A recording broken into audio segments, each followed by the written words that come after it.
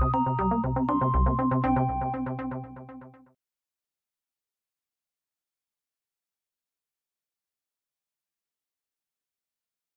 here. Thank you. Well, I'm running. I think there's a lot to be done in the county to move forward. We need to continue to improve many aspects of our quality of life, specifically transportation, our infrastructure in the form of water and sewer, and our economic engines, the airport, seaport. I have a passion for transportation. I believe that in order to accommodate the future growth of the region, we have to start and continue to improve our mass mobility infrastructure in the preference of Metrorail, People Mover, Tri-Rail, which is the South Florida Regional Transportation Authority, and in reference to natural resources, water in particular. I think we have to look to alternatives for water consumption and water reuse, desalination, and several other. And we have to see how we can partner up with entities out there that are doing major projects of using water, for instance, FPL and so forth. Okay. Yes. The answer is very simple. And only to do all the things that they haven't been able to do in 14 years. You know, if you read your Miami Herald today, you know the state of our water and sewers. This is something that they have been taking money away year after year after year without taking a look at it. They have been pilfering money from the water fund to put it in the general fund to be wasted. I'm running because I feel that I'm the best prepared individual for this position. I'm the only one out of this group that has actually helped prepare and manage a municipal budget. When I was fire chief in Miami Beach, I used to prepare the budget for my department. I had to get it approved with the city manager and then with the city commission, and then I had to manage that budget, and that was 25% of the actual city budget. So that was a great responsibility. I started doing that when I was an assistant chief, a division chief, and all through till I was a chief. So I have managed public money for over 10 years before. After that, I have served in the legislature. Incidentally, when I came to the ranks, I was an executive board of my union. So I had negotiated contracts, union contracts from the 3 points of view: from the union, from the administration as a fire chief, and approved the contracts as a city commission. So I think I'm very uniquely qualified to this position right now. Okay. All right. We'll start with the questions. Nancy, you want to go first? Yeah, we saw stripped across the face of paper the fragile shape, the bad shape that the sewer system is in. How is the county going to handle that? How should the county raise the revenues to take on this long-term project? And we'll start with Mr. Garcia. I'll be very happy to. Let's face it, this is something that is not going to be corrected immediately. The best estimate is up to, what, 8 to 12 years. And this didn't happen overnight either.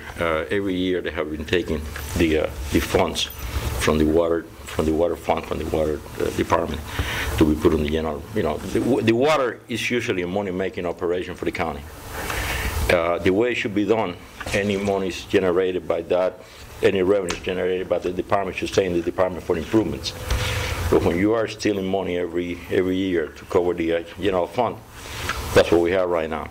Right now, what we're facing is a situation that it's not going to be solved overnight. Number one, we're going to need federal assistance. Let's face it, $1 billion is more than what the county can afford.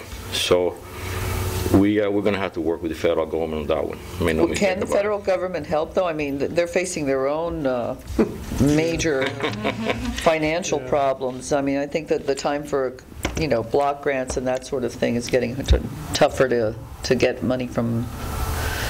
So do we float a bond? Do we raise the rates? Is it a combination of things? And you're going to have. But basically, are you going to raise taxes? You know, you're going to raise taxes to pay for the shortcomings of the previous administrations. I mean, how much are you going to be raising taxes? You know, you have an MDX authority that is been increasing tolls. You know, and that's another word for tax. You know, we are raping the pockets of our taxpayers. You know, we have a big problem. We have to correct it. But you know what? You don't want to drown any more small businesses. You don't want to drown any more taxpayers. You know, we have lost. Sadly enough, we have lost credibility in Tallahassee over the years because of the mismanagement of the county. We have been fighting very hard to bring money back, the delegation, and as you know, for the last couple of years, we have been working fairly united. Except when we go to Tallahassee and we try to get funding, they laugh at us. They says, "What do you want the money for?"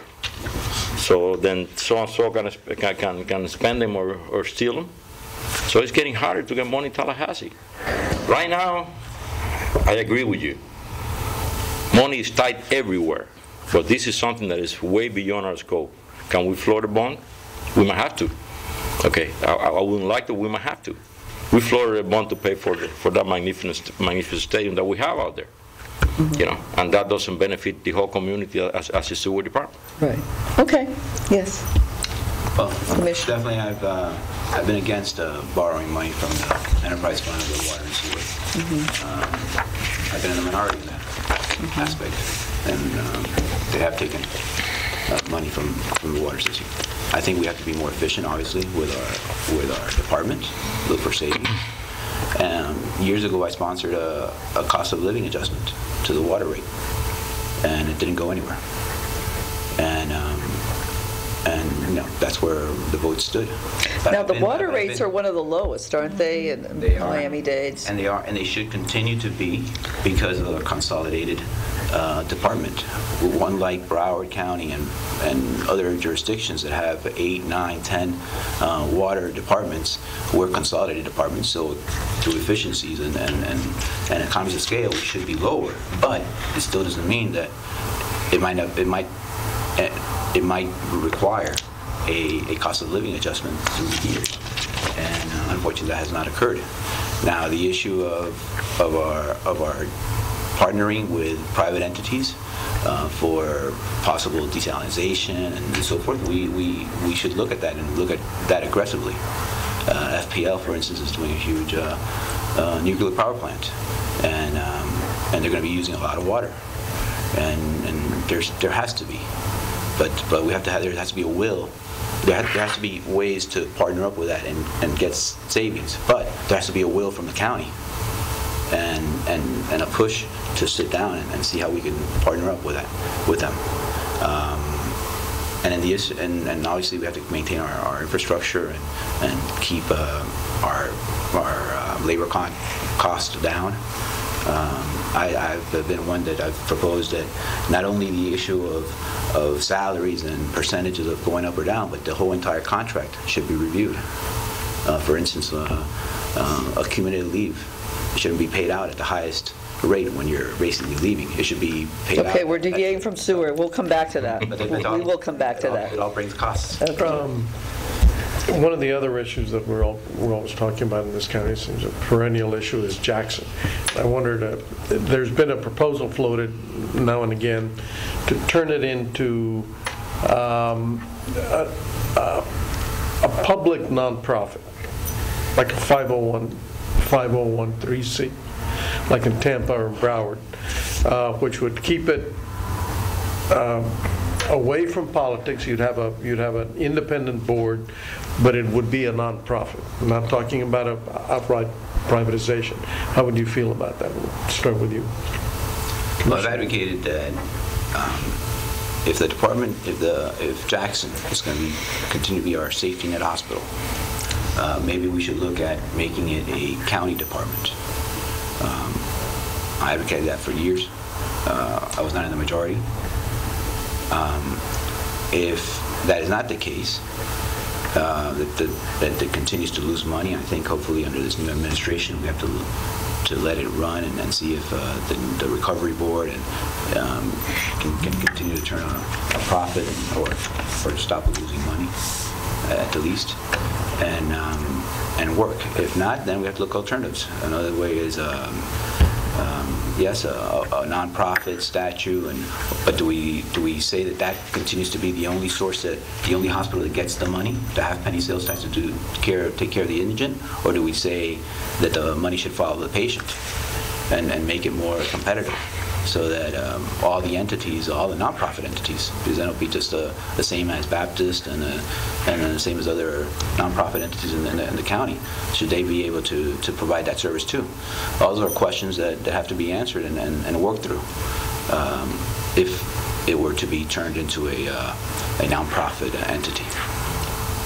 Well, basically, you know, I know a little bit about it. I was on the board of Miami Heart for 5 years.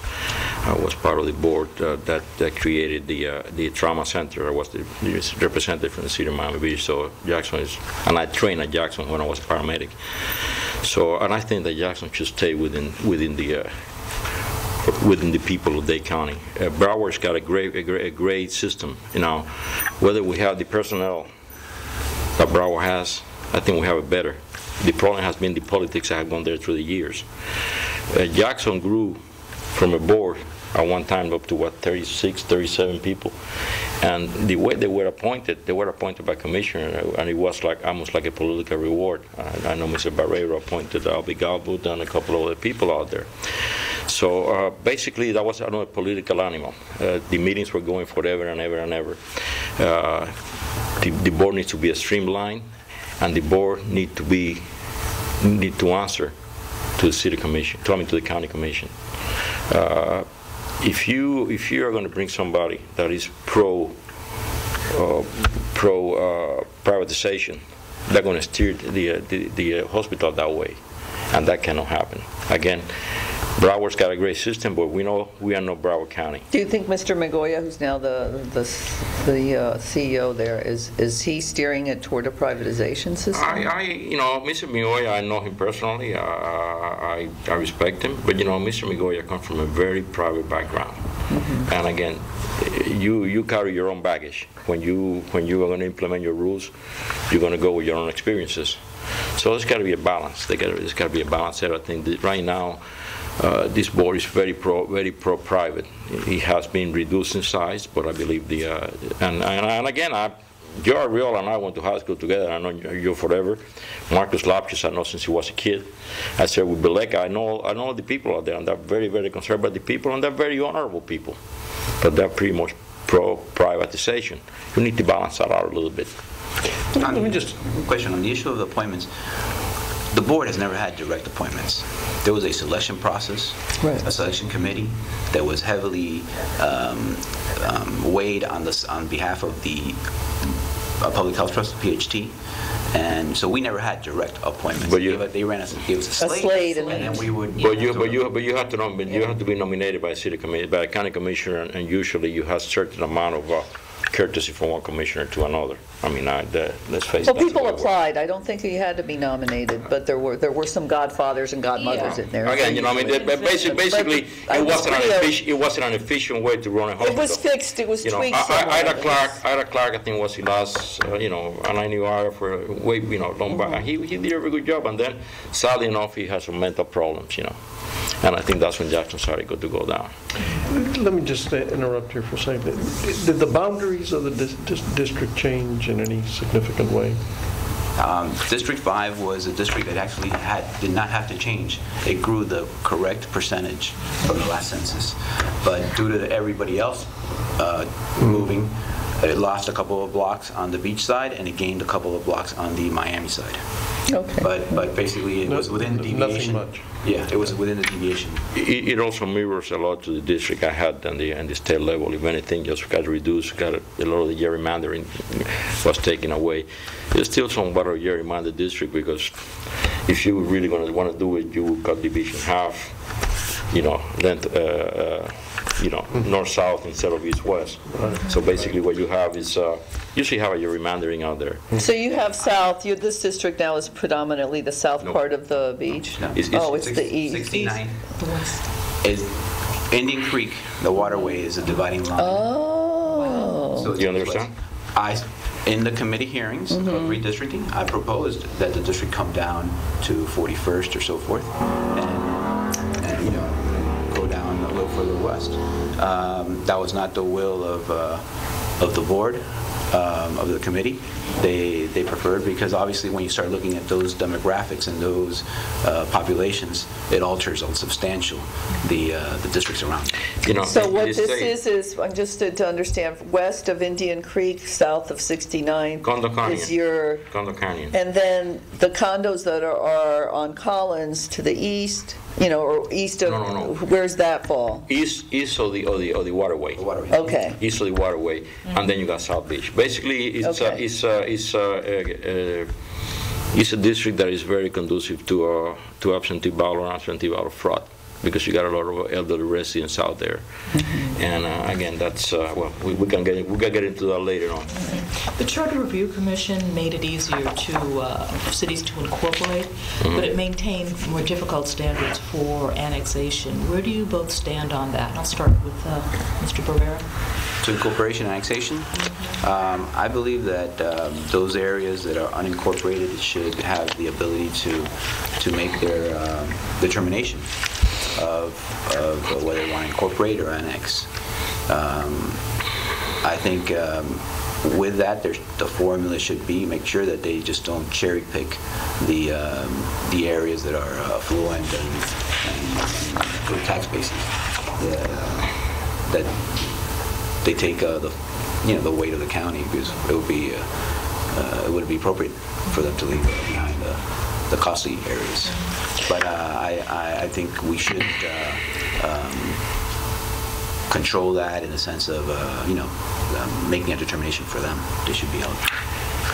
But the rules are different, looks like, from what came out of this charter report. The charter task force, they said to incorporate, you need 5 people to come in, do this, and take it before the commission, and you just have to look at the boundaries and make sure there are no donut holes. But there's not much, no requirement for a fiscal note, how much it would cost to incorporate. And then for annexation, there's all these, there's a higher level of a vote required to annex and all of that. Do you think they should be parity? Does that matter? Or is your concern pretty much just the cherry picking part, but it doesn't matter if there are 2 different ways and 2 different types of rules to either annex or incorporate?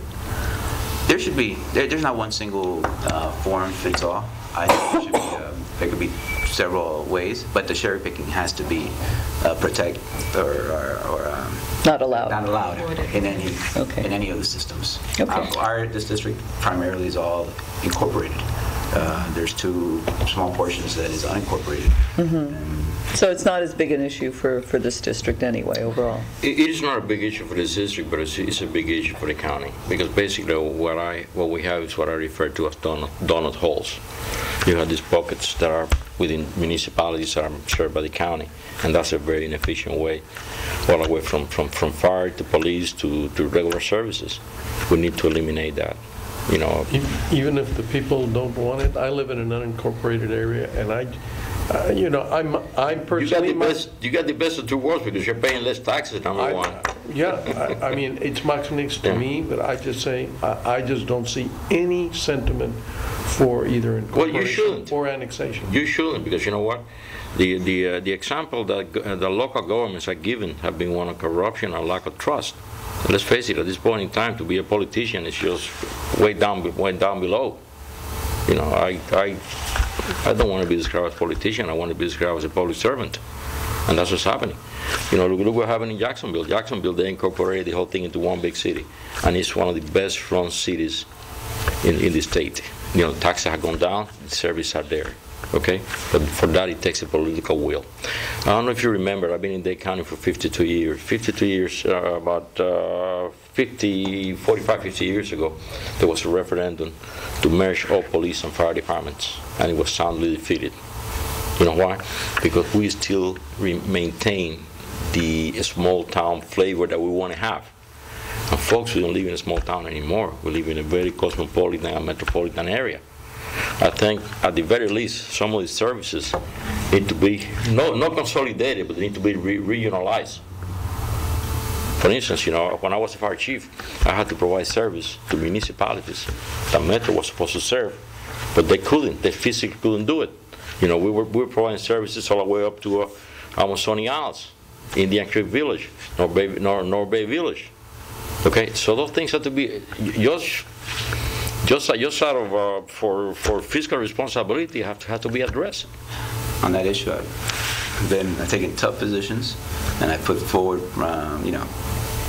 tough issues of consolidating fire and other divisions, bus shelters and fire, because they're important. They are, and you got to work through them. And I think now you're seeing the mayor and our fire department chief working on those issues. And just a couple of years ago, they were basically asking for my head on a chopping block because I had proposed those same issues. So I don't take them. It's not like I jump on the bandwagon. In many areas, I've taken the tough positions to lead, not the popular decisions. Yeah, because consolidation is not the answer. Regionalization and consolidation are two different things. Because you know what, with all due respect, at one time Metro, and I know a little bit about it, I was the president of the Dade County Fire Chief Officers. At one time Metro was the laughing stock, because of the bureaucracy they had at the top. At one time they had 13 assistant chiefs. 13 assistant chiefs. They have more officers than we have personnel in Miami Beach, and that's not effective either. Now it's been run very proficient, and they're regaining the footing that they didn't have before. So again, bigger is not exactly better, but you know what? Some type of regionalization needs to take place. All right, so bigger is not exactly better, and with that we'll go into the mayor's budget, because this is a 2-year budget. Last year you had to make some of those tough decisions as part of the commission. You had to face some of that in Tallahassee, as it was tough, but as we look at this proposed budget for this year, the commission already approved the millage rate to keep it at what the mayor suggested. How do you see this mayor doing his job? Do you agree with the direction the county is going? And how might you change that or deviate from it if you think there are areas that we need to change? So who went first last time? Mr. Garcia should go this time. Okay, thank you. First of all, Mr. Barreiro voted against the millage proposal from the mayor. He was in the minority. I do agree with the mayor. This is not the time to raise property taxes. I happen to have worked very closely with the mayor while he was not even a fire chief. We were both rescue chiefs. We have worked together. I know him well. I think he's a good administrator. I don't agree with everything he does, but I respect him. I think that I could very well work with him. And I think, yes, the county, look, listen, the county, just like the federal government, is not going to be corrected in 2 or 4 years. It took years of neglect and mismanagement to be where we are, okay? And that's not going to be corrected overnight. I think that the budget, we might be going in the right direction, and it's going to take time. Make no mistake about it. So with that, we need to bring people that know the system, people that will know when they're hiding 300 cars, because again. I don't think the mayor knew that they were hiding. Well, but we see, Ms. Marcus, it's very interesting, because I have prepared municipal budgets, and I had, I must confess, at times. When things were bad and they wanted us to cut, we need to hide money here and there because we needed the money later on, to run the, when you bring, and budget gets allocated with line items, okay? And that's where you have to be cognizant too, when they're trying to do a change of a line item from one to another. And I think that's what hasn't happened in the county for many years. In the county for many years, you have people that have been there for 20, 18, 16, 14 years, and they have become complacent. They have lost the edge, And you need to have people out there that know the process, that have participated in the process from the ground up. And I think that's where the mayors might have a little bit of an advantage to some of the commissioners right now. Okay? Because, with all due respect to Mr. Barreiro, Mr. Moss, or Mr. Soto, I mean, they never created a budget. All right, Commissioner. First of all, I did not vote against the budget because I felt it had to be increased. I felt that there could be either allocations or shuffling of the money, like they're cutting libraries district, but not the fire. The fire millage stayed the same. And the libraries right now, when there's substantial unemployment, people are using our library system to access the internet for work and for, it's getting whacked. The issues of, there's other savings that can be accomplished in the budget. Thank God that the trim, this is only the trim, the ceiling. This is not Right. the final percentages. So we can work through that process. Second of all, as a Board of County Commissioners, we're not there to micromanage these budgets. We're there to set policy, set broad policy, and then the management, the strong mayor form of government, has to handle day-to-day administration of these budgets and look to make sure that they manage these dollars correctly. In reference to budgets and District 5 in particular, if you look at the last 14 years, District 5 has benefited substantially, and I think I've been able to work close in hand with my cities, City of Miami, City of Miami Beach, and bring back dollars to improve the infrastructure in these cities throughout the years. I think there's a lot more to be done still. But you look at all the major projects, they're coming in to, I would, venture to say in City of Miami, City of Miami Beach. I think, like I said, there's more to be done. There's better the reallocation of our resources to get more bang for our buck and provide better quality service. I took a very tough vote 3 years ago that he continuously hammers on me. Oh, that's the next question, so go ahead. And that's in reference to the millage.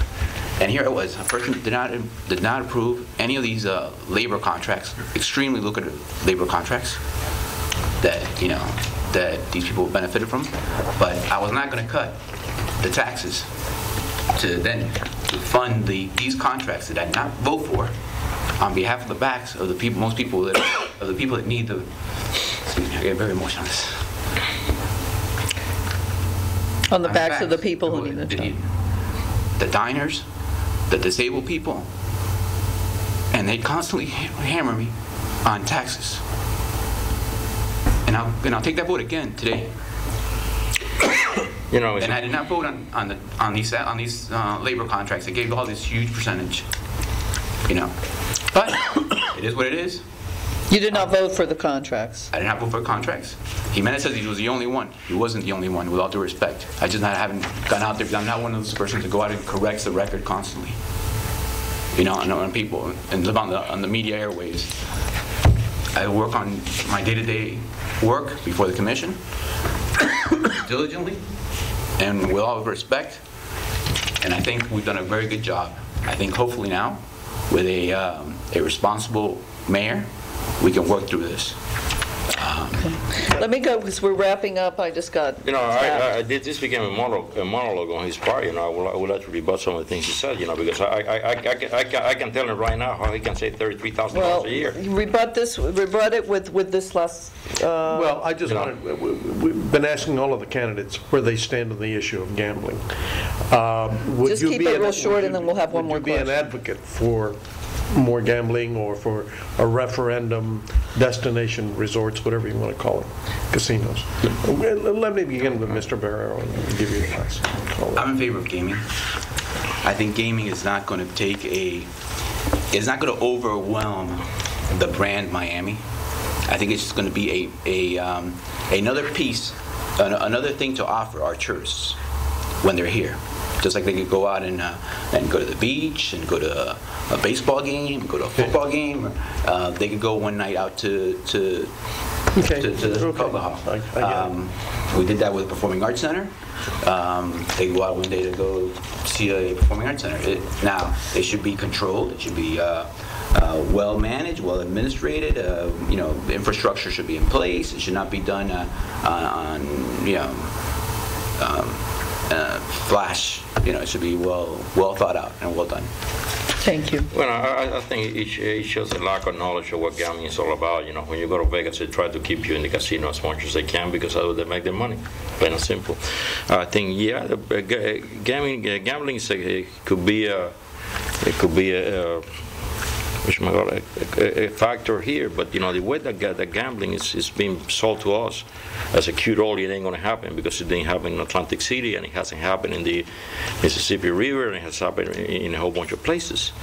Right now, if we were to Gentic, and follow the track of Gentic, look at when the money's going, it's going to all the incumbents. Gambling the way it was proposed to us, and I met with them. It would have sucked the air out of South Beach. It would have sucked the air out of the hotels, the boutique hotels, the mom and pops, the restaurants. You got to remember one thing with gambling. Gambling is not a cure-all. Gambling doesn't actually build anything, constructs anything, provides any services. The only way that gambling can make it go out of it is by taking people's money away. If you take the money away from a bad economy, you're going to make it worse. So could it be a component? I tell you what, I'm not in favor of all these little casinos that are sprouting out there, because the people that are going to the casinos, the people that are going to High Life, are the people that can ill afford to go to those places. Okay, and again, so as the way all this carte blanche for gambling, no, I'm against it. It needs to be studied. I know there's a big sentiment in the community. Some of these people are so desperate that they feel like it's a cure-all, but it's not. The absentee ballots that we have, we call people. If they need absentee ballots, we send them applications, plain and simple, and that's it. Okay. Now, when you have people like a Rebecca Towers, like a Council Towers, that the old people are coming over and giving them the absentee ballot for them to mail, that's illegal. And right. That's taking place right now. Right, Mr. Barreiro. Right. In reference to all those contributors you said, Mr. Garcia has received those contributions in the past. Just so happens this time in this race, they want to support my candidacy for re-election. So that's very interesting. Who has supported him in the past? Tell names. Tell names. Jorge Perez has given you contributions in the past. Jorge Perez gave me contribution. The seat of Miami Beach. I did not interrupt you. Okay. Sir? Please. Okay. Then I want to It's not a debate. Go ahead. So they decided to support me. For the years I have worked in these neighborhoods and these areas. I get contributions from competing developers. It's not just Jorge Perez. Competing developers, and they fight for the same projects or programs. Okay, but the question in particular, when you look at the Brayman factor and also the vote on the stadium, looking back, would you have approached it differently? Right, on the stadium, if anything, we should have negotiated a little tougher, but realistically, at the end of the day, there had to be substantial public funding in the project. And Mr. Brayman, there was zero negotiations with him in that sense. He wanted zero public funding for this project, and we would have never come to terms with Mr. Brayman on that issue. Should it have gone to a vote of the voters of the county, or was it the appropriate way to, because it is a resort tax? I don't believe in government by referendum. Mm-hmm. I believe in government. You elect your representatives to make decisions, tough decisions sometimes. This is not costing. This is not property taxes. This is tourist dollars. And the project, I think everyone that's seen it is a quality project. It's getting record attendances, and it's affordable for the common family. I don't see the outcry, unfortunately, in reference to the PAC, where the average ticket is $120, and the common family cannot go, and it costs almost as much. But I think. All right. Well, thank you so much, gentlemen. I would like to add something, because he mentioned people that contribute to my campaign. People contributed to my campaign back when I was a city commissioner back 12 years ago. I had a contribution from Mr. Perez. That was it. And I didn't have to give him a project for him to contribute. Number one, as far as he thinks that this stadium, people are complaining about, he must be living in Disney World. This stadium is not affordable, number one. This stadium is not accessible. What he has done to the community has destroyed the community because he has even taken away the bus shelters for them to go. If you drive around, all you see is empty storefronts that are going to be there forever and ever and ever. All right. All right, thank you. We don't control the bus shelters, city plan controls the bus shelters.